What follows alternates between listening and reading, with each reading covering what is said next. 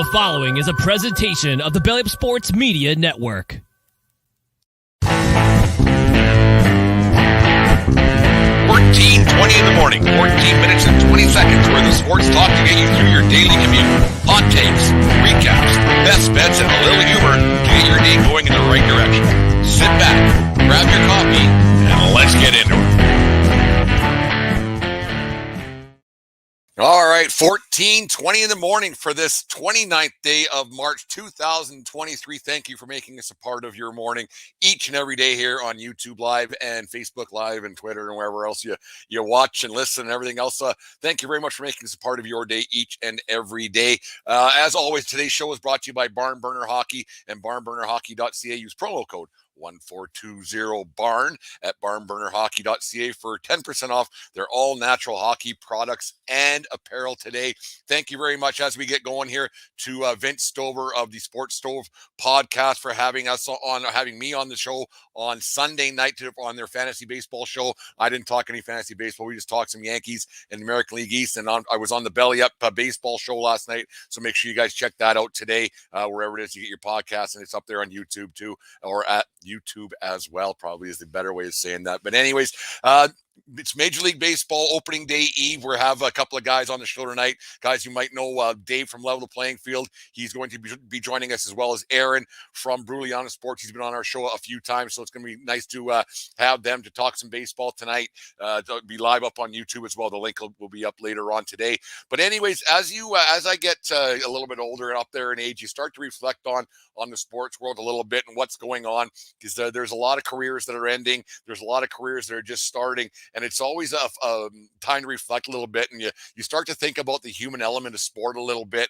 And you see guys like, you have Anthony Volpe, who's just starting his career with the New York Yankees tomorrow, starting shortstop, kid from New Jersey, grew up a Yankee fan. His dad grew up a Yankee fan. His grandfather grew up a Yankee fan. He's probably going to be wearing Clint Frazier's number 77 in homage to the great Mickey Mantle. So that's going to be nice to see his career start. And you saw him on Sunday when he got the blessing from the skipper, Aaron Boone, saying, yeah, you made the team, and how they go about it's kind of a fun way, how they tease him a little bit, not knowing how it's going to end up, if he's going down to the minors and the tough decision and the like. It's always nice to see, but the kid played his way onto the team, and the human element of it all, and how he was talking to his parents afterwards. His parents were down there for spring training, and how they were embracing and hugging, and the long journey to make it to the big leagues. I mean, he's only 21 years old, so it's not that long of a journey. I got socks older than that and shoes older than that anyways, but you see the joy in their face, and the hard work that it takes to become a big leaguer or a National Hockey League player, and how it all comes full circle when these guys get their chance, and it's the human element of it all. And you get thinking, like, no matter how much money these guys make and throughout their careers, they seem at an untouchable level on the human side of things. We tend to forget as sports fans that these guys are human beings, and they do have lives away from the field, away from the court, away from the arena and everything else. And they do have families. And one day they were just a kid on a little league field at one point too. And we tend to seem a little out of touch with the human element of things. Sometimes we expect these guys to be superhuman and not show any emotion and everything else. It's kind of refreshing when you do see some careers come to an end. You saw Sergio Romo of the San Francisco Giants go out on Monday night, I think it was, and he had a moment there. He knew he was done this year, signed the contract to pitch in spring training, didn't make the team and but he got to pitch at home at Pac Bell Park. I'll always call it Pac Bell no matter what. But he got to go in the seventh inning the other night, and he was taking went into the seventh, like I said, was taking in the moment. And umpires, you got to get a feel on things, man. Like, we'll get to that in a second too. But Al Romo, he was allowed to go out there one last time, pitch to a few batters and take it all in. You remember, he's one of the pitchers, the guys for those great San Francisco Giants teams that won 3 World Series in 5 years. And he was part of those teams. Now all those guys are now gone, with Brandon Belt leaving this year. Posey retired, and then Hunter Pence, he came back on the field, and he pulled Romo out of that game. And you wonder if Romo, when he was out on the mound, reminiscing about the old days and winning championships, and probably was it in his wildest dreams, he wouldn't imagine that things would have went so well. Yeah, these guys are superhuman, and they are they're given a gift at a young age, and they benefit from it beyond our wildest dreams with the money that they make and the fame and the fortune and everything else. But you wonder if when they're out on the field for that last time or on the ice for the last time, if it gets between their ears a little bit and they start thinking back the first time they picked up a baseball or first time they strap on skates and they go, geez, I cannot believe that this happened, and I can't believe how fortunate I am. I hope that they do that, because it really puts things into perspective a lot, that everybody has a chance, and everybody has like everybody who makes it, they have parents at home who are proud of them, and they have friends at home that are proud of them, and they have people that they can look back on and thank a lot, and that they never really get a chance to do so, because like I said, they get in this different lifestyle that I wouldn't even imagine what it's like, and how like I said, the fame and the fortune, you wonder if they get a chance when it's all said and done to just sit back and go, this was pretty great, this was pretty cool, and I'm really glad I had a chance to do this. And that's it's kind of what opening day is for me, that you get that chance to look back and think, because everybody has a chance on opening day to go to the World Series, to do something special. You get one opening day, and I don't know if a lot of sports fans still take that into consideration. They forget about the human element. We tend to, on these podcasts and sports shows, we tend to complain about the money that these guys make and how they seem out of touch with humanity and everything else, and they just don't get it. So like, you wonder if sometimes we need to take a step back and wonder if these guys we have to remember that they do have families, and they do have parents who love them. They do have kids that love them and everything else, and that they are just human beings at some point that were given a gift.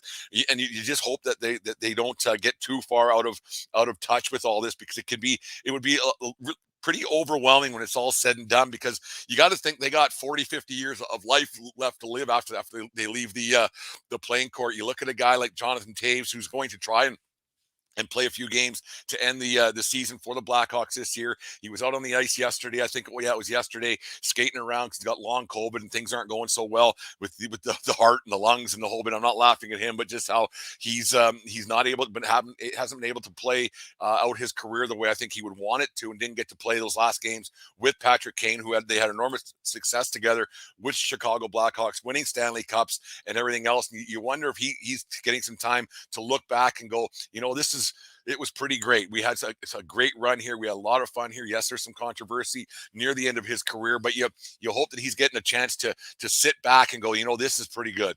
I had a good run here. I had a great career here with the Chicago Blackhawks. And he's just a boy from Winnipeg who has parents and everything else. And you hope that people really get a sense of that they're just people, right? And they're just people that were given a gift. And we like I said, we complain a lot about how much money these guys make and the trade demands they get, and the prima donna this and the prima donna that, and the Aaron Rodgers situation. And at the end of the day, they are just human beings, and we got to take a step back and realize that. And get into the umpire thing that happened. Like, it's funny, you get a guy like Romo going out there, taking it all in, and probably reflecting on his career a lot. And he got called for not one, but two pitch clock violations.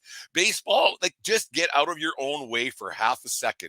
Just take some time and realize that the moment is bigger than the game. Right. And there is things, and that's what I was worried about more so with the World Series coming in six short months before you know it. So like, it's opening day tomorrow. I'm already talking World Series, but you hope that baseball can find a way to find a happy medium to not lose those moments. We talked about it a number of times on our Major League Baseball tour, how baseball's going to find a way to screw things up no matter what. And then they did it with Romo the other night to call it a pitch clock violation in a game that meant absolutely nothing to anybody. The Giants fans were there. They were paying their respects to a Giants great who brought them some World Series success, and they were cheering, and he was just standing around looking around, and somehow, some way, the umpire, for whatever reason, called not one but two pitch clock violations on a guy who was on his last soiree, saying goodbye to the fans, saying goodbye to baseball forever. And then a stupid umpire, and I'm a stupid umpire at times too, an umpire felt the need to call a pitch clock violation in a game that meant absolutely nothing. And you got to think that same umpire might be behind the plate for a World Series game, and he's going to call a pitch clock violation in a big moment like that. That was a bad move on that umpire's move in a spring training game where the guy was saying goodbye. And it's ridiculous that an umpire and baseball can't get out of their own way on a daily basis and call these things. And that umpire who number 113, there's a reason why you're 113. Yes, he's probably better than I am, but the guy who threw out Real Muto the other day with the Phillies and the Toronto Blue Jays game, and he didn't get the ball into the catcher's glove, and he threw Real Muto out of the game, and Real Muto just looked at him like, dude, what are you doing? Like, that was ridiculous for that guy to do that. It was embarrassing for that guy to do that. And umpires, you got to find a way to stay out of the way of the game, because that was a bad look on you two umpires in those two games. It meant absolutely nothing to anybody, especially at this stage in spring training where guys are just barely wanting to be there and they want to get their work in. It's a bad look on baseball. It's a bad look on umpires. And you got to get a feel for the game. And that's one thing that officials need to figure out. They need to get a feel for the game of baseball or hockey, and don't get lost in the moment. And that's what happened the other night. And I don't know if anybody saw Sergio Romo when he this spring training, because he knew it was his last. Every time he signed an autograph for a kid, he got the kids to sign his hat that he was wearing throughout spring training, or the same hat every game. And he wore it last night on Monday night onto the field with a bunch of kids' names in his hat. And it's something he cherished forever for sure. So it's good that the guys do have a human side to them. It is good that we do get to see that side of athletes, because like I said, they do seem a little out of touch at times, but at the end of the day, they do have a mom, they do have a dad. Sometimes they don't have a mom or a dad. It's just, but they do come out of situations where they're human beings, and they were at one point they were just some kid on a little league field or on the hockey rink for the first time, and they have feelings too. Speaking of feelings, I don't know if you guys saw this one, but that Bradley Beal for the Washington, I don't even know what they're called anymore, the basketball team, the situation there, actually, we'll talk about that one tomorrow. We'll talk about that one whole thing tomorrow, because it was ridiculous that he would have rabbit ears up on, and a guy was saying he lost a bet and whatever. He just walked down the tunnel, but we'll talk about that one another day, because we're going to encroach on our 14 minutes and 20 seconds. Anyways, on this day in, what year was it? In 1985, Wayne Gretzky broke his own single season record with his 126th assist of the season in the Oilers' 8-7 loss to the Hartford Whalers.